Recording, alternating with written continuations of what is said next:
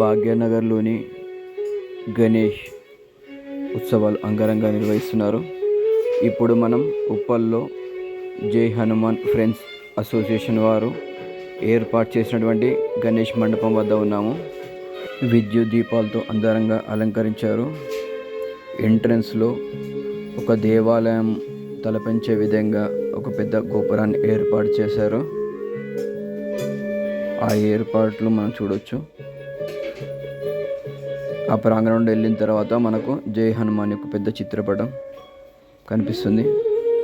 ఒక దేవాలయాన్ని తలపించే విధంగా అక్కడ రెండు వైపుల స్తంభాల పక్కన దేవీ దేవతల మూర్తులు ఏర్పాటు చేశారు.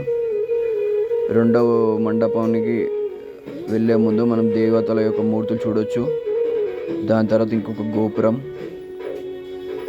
ఎంట్రన్స్లో రెండు గజరాజులు వాళ్ళు ఏర్పాటు చేశారు.